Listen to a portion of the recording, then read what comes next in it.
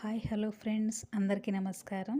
ఈరోజైతే మనము ట్రెండింగ్ ఉన్న ఛానల్లో కొన్ని ముఖ్యమైనటువంటి విషయాల గురించి మీ అందరి దగ్గర మాట్లాడాలని ఈ వీడియో అనేది చేస్తున్నాను.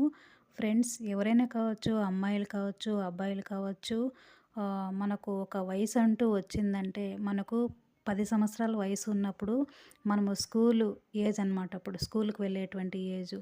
మనకు తల్లిదండ్రులు ఏం కావాలన్నా తెచ్చిపెడుతూ ఉంటారు. ఖుషీగా సరదాగా ఫ్రెండ్స్తో మాట్లాడుకుంటూ ఆడుతూ పాడుతూ అలా మనం జాలీగా స్కూల్కి అనేది వెళ్తూ ఉంటాం, వస్తూ ఉంటాం. ఆ స్కూల్ ఏజ్ దాటిందంటే మళ్ళీ కాలేజీకి వెళ్తూ ఉంటాము, వస్తూ ఉంటాము. ఆ లైఫ్ అంతా 20 ఆ లైఫ్ అంతా కూడా ఎంజాయ్గా సాగుతూ ఉంటుందన్నమాట.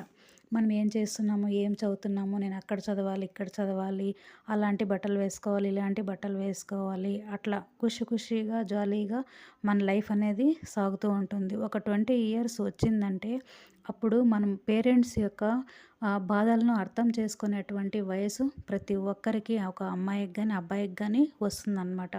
మన పేరెంట్స్ ఎంత కష్టపడి మా అమ్మ నాన్న వాళ్ళు నన్ను చదివిస్తూ ఉన్నారు, ఎంత డబ్బులు ఖర్చు పెట్టి నాకు చదివిస్తూ ఉన్నారు, నా బర్త్డేకి అవి కావాలి, ఇవి కావాలి, అలాంటి డ్రెస్సే కావాలంటే ఇలా కష్టపడి కూలి పనులు చేసి ప్రతి ఒక్క ఏ జాబ్ అయినా సరే కష్టపడి మా అమ్మ నాన్న వాళ్ళు నాకు కొనిస్తున్నారు అని ఒక తెలుసుకునేటువంటి మనస్తత్వము ప్రతి ఒక్క అబ్బాయికి కానీ అమ్మాయికి కానీ వస్తుంది. ఒక 20 సంవత్సరాల వయసు దాటిందంటే 20 సంవత్సరాలు కానీ, 25 సంవత్సరాలు కానీ, 30 కానీ, 40 కానీ ప్రతి ఒక్కటి కూడా మనకు పేరెంట్స్ అందించినటువంటి అప్పుడు స్కూల్ ఏజ్లో కానీ, కాలేజ్ ఏజ్లో కానీ మన చిన్నప్పుడు తీర్చినటువంటి కోరికలన్నీ కూడా మనకు నెమరు వేసుకుంటూ ఉంటాము. అలా మనం ఏం చేయాలి, ఒక వయసు అంటూ వచ్చిందంటే మనము భవిష్యత్తుకు బలమైనటువంటి పునాదులు వేసుకునేటువంటి ముఖ్యమైన దశ. ఆ వయసులో అబ్బాయిలు కానీ అమ్మాయిలు కానీ కలిగి ఉండాల్సినటువంటి ముఖ్యమైనటువంటి ఆలోచనలు, లక్షణాలు ఎలా ఉండాలంటే లక్ష్యాలపై దృష్టి అనేది పెట్టాలి. ఈ వయస్సులో మీరు ఏం సాధించాలనుకుంటున్నారో స్పష్టమైన లక్ష్యాలను ఏర్పరచుకోవడము చాలా ముఖ్యము. మీ కెరీర్ లేదా చదువుపై దృష్టి పెట్టండి మరియు దృష్టి మరల్చే విషయాలకు దూరంగా ఉండండి. అదేవిధంగానే ఆర్థిక విషయాలపై అవగాహన అనేది ప్రతి ఒక్కరికి కూడా ఉండాలి. డబ్బును ఎలా సంపాదించాలి, పొదుపు చేయాలి మరియు పెట్టుబడి పెట్టాలి అనే దాని గురించి తెలుసుకోండి. ఇది మీ భవిష్యత్తు ఆర్థికంగా స్థిరంగా ఉండడానికి సహాయపడుతుంది. నిరంతర అభ్యాసం, కొత్త విషయాలను నేర్చుకోవడానికి ఎప్పుడూ వెనకాడకండి. అది చదువు కావచ్చు, కొత్త నైపుణ్యాలు కావచ్చు, లేదా జీవిత పాఠాలు కావచ్చు. జ్ఞానం అనేది మనకు చాలా ఇంపార్టెంటు. జ్ఞానం అనేదే మా అందరికీ కూడా బలం అన్నమాట. బాధ్యతాయుతమైనటువంటి ప్రవర్తన ప్రతి ఒక్కరు కూడా కలిగి ఉండాలి. అదే రెస్పాన్సిబిలిటీ. మీ జీవితానికి మరియు మీ నిర్ణయాలకు మీరే బాధ్యత అనేది వహించడం నేర్చుకోండి. తప్పులు జరిగిన వాటిని ఒప్పుకొని ముందుకనేది సాగుతూ ఉండాలి. ఎక్కడే కానీ మనము ఆగకూడదు. మంచి సామాజిక వలయం మిమ్మల్ని ప్రోత్సహించే మరియు సరైనటువంటి మార్గంలో నడిపించేటువంటి స్నేహితులను మాత్రమే ఎంచుకోండి.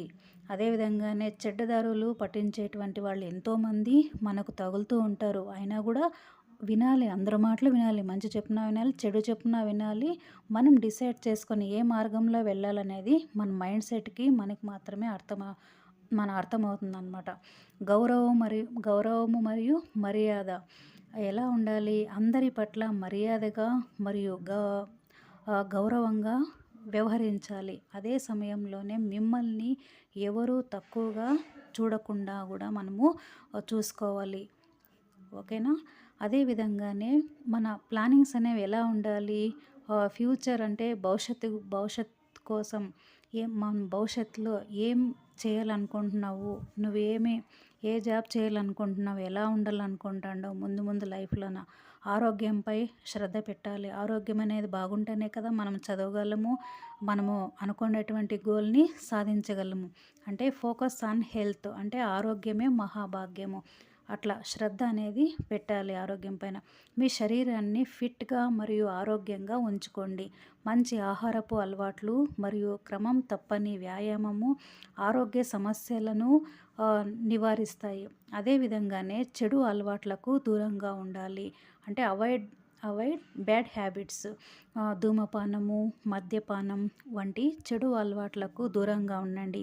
ఇవి మీ ఆరోగ్యాన్ని, అదే విధంగానే మీ భవిష్యత్తును ఇవి నాశనం చేస్తాయి. అదేవిధంగా మనము సమయ పాలన అంటే మీ సమయము మరియు అలలు ఎవరి కోసం ఆగవు, అవునా లేదా? మనం సముద్రం దగ్గర నిలబడి ఉంటాము.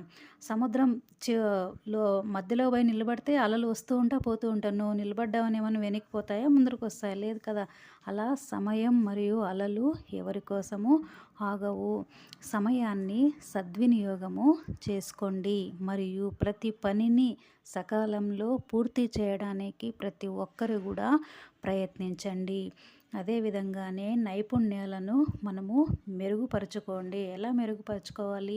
మీ ఉద్యోగానికి లేదా మీరు ఎంచుకున్నటువంటి రంగంలో అవసరమైనటువంటి నైపుణ్యాలను ఎప్పటికప్పుడు మెరుగుపరుచుకుంటూ వెళ్ళాలి. మనం ఏదైనా ఒక ఉద్యోగం చేస్తూ ఉంటాము. అందులో ముందు స్టెప్ బై స్టెప్ పైనకి అలా ఎక్కుతూ ఉండాలి. అంతేగాని అక్కడే ఉండిపోకూడదు ఎప్పుడే గాని.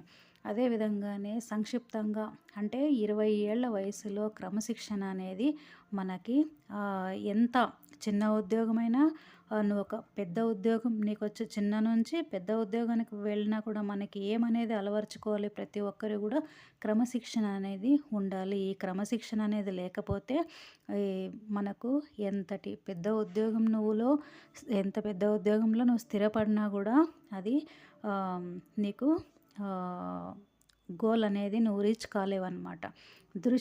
క్రమశిక్షణ, దృష్టి మరియు బాధ్యత అనేది కలిగి ఉండడము ద్వారా మీరు మంచి భవిష్యత్తును అనేది నిర్మించుకోవచ్చు.